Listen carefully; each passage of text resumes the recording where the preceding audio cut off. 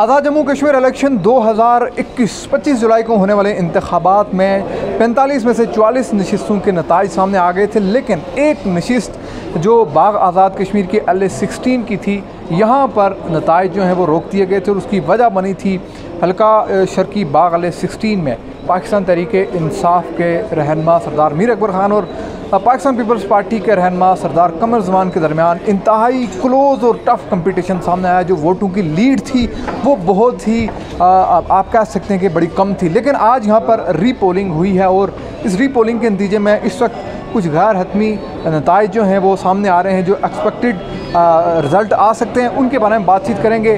बाग आज़ाद कश्मीर में मौजूद सारा दिन इलेक्शन को बड़ी बारीकी से ऑब्ज़र्व करने वाले जनाब अरशाद भट्ट से। भट्ट साहब, ये बताइएगा कि अभी तक की जो इन्फॉर्मेशन सामने आ रही हैं, ज़ाहिर है आपने पोलिंग स्टेशन विज़िट किए, 4 पोलिंग स्टेशन से, ज़रा नाज़रीन को वो पोलिंग स्टेशन भी बता दें और उसके साथ साथ ये भी बता दें कि क्या मुतवक्को है। और क्योंकि सरदार कमर ज़मान साहब के बारे में ये इतलात भी सामने आ रही हैं कि यहाँ से अगर वो इलेक्शन हार जाते हैं तो उनका एक और अगला मनसूबा भी है, वो क्या, वो भी बताएँ।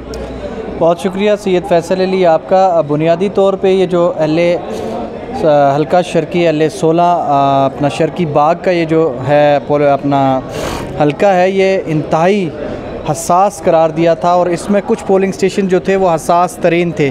ये जो 4 पोलिंग स्टेशन थे ये इंतहाई हसास तरीन थे, या जहाँ पर 2330 या 2326 के करीब वोटर्स ने जो है अपना हक़ राय दही इस्तेमाल करना था। 4 पोलिंग स्टेशन की अगर बात करें, जिसमें polling station number 42, polling station number 135, 136 और 134।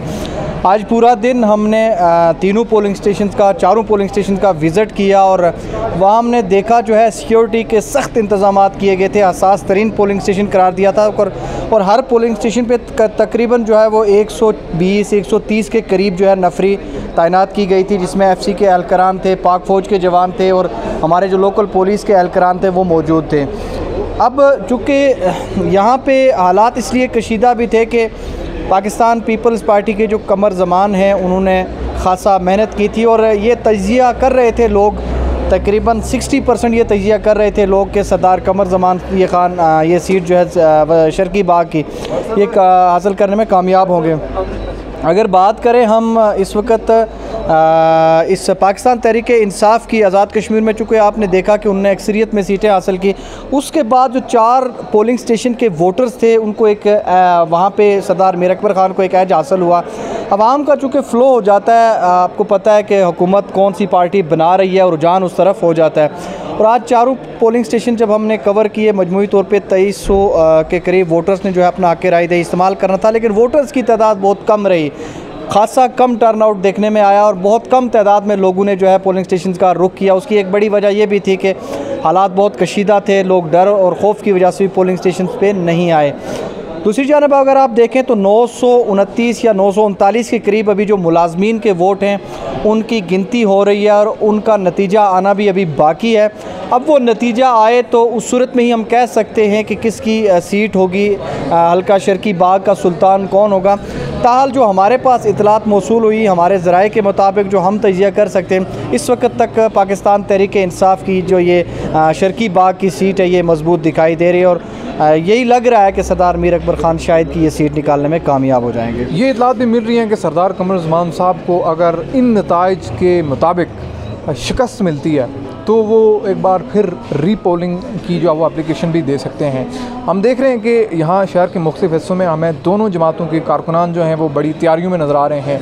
कोई ऐसा लग रहा है कहीं ना कहीं कि कोई तसादुम के मामलात हो सकते हैं या कोई मामलात उस जानिब जा सकते हैं। देखिए, रीपोलिंग का हक़ तो किसी भी उम्मीदवार का उसका अपना बुनियादी हक़ होता है। अगर वो किसी पोलिंग स्टेशन के नताइज से वो मसलन वो सेटिस्फाई नहीं है तो ये उसके पास ये हक़ महफूज है। जिस तरह अगर आप देखें शर्की में ऐसा हुआ कि अगर मुस्लिम लीग नून के जो उम्मीदवार थे एजाज़ खटाना, उनके तकरीबन 200 के करीब बैलेट पेपर जो है वो जंगल से बरामद हुए और उस पर उनके स्टैंप लगे हुए पेपर बरामद हुए। इस सूरत हाल में शर्की की जो ये शर्की में जो पोलिंग हुई ये ख़ासा मुतनाज़ा लगी उस वक़्त। अब कमर ज़मान साहब के पास भी ऑप्शन मौजूद है। यकीनन जो जिन पोलिंग स्टेशन पे उनको प्रॉब्लम लग रहा है कि क्रिएट हुई है या वहाँ पे कोई धांधली हुई है तो वहाँ पे ज़रूर उनका हक़ है कि वो इस तरह की रीपोलिंग का जो इलेक्शन कमीशन को जो है दरख्वास्त दें। लेकिन दूसरी जानब मैं ये समझता हूँ सरदार कमर ज़मान एक बड़े सियासतदान हैं, वो किसी सूरत में ये नहीं चाहेंगे कि कारकुनान का आपस में तसादम हो और बाग के अंदर एक खून खराबे की जो है वो फ़िज़ा पैदा और दोबारा से खून खराबे वाला वो माहौल हो। चूँकि ये इलेक्शन है, ये आखिर इसमें जीत हार का फ़ैसला तो होना ही है। मेरा ख्याल है सरदार कमर ज़मान साहब एक बड़े सियासतदान हैं, वो कभी भी इस तरह की हरदर्मी पे नहीं जाएंगे।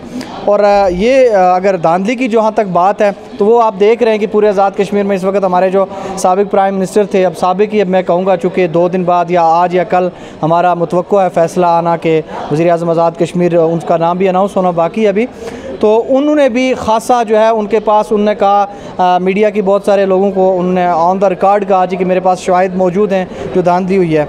तो ये सारे इल्ज़ामात लगे हुए हैं। अब शवाहिद आएँ, चीज़ें सामने आएँ, तभी हम कह सकते हैं किस जगह धांधली हुई, किस जगह नहीं हुई। बहरहाल अभी हम कुछ नहीं कह सकते कि अगला उनका क्या लाया अमल होगा। बहुत शुक्रिया। इरशाद भट्ट हमारे साथ मौजूद थे। इस हवाले से जो भी डेवलपमेंट्स आती हैं, हतमी नताइज क्या होते हैं, उससे आपको अपडेट करते रहेंगे। जी।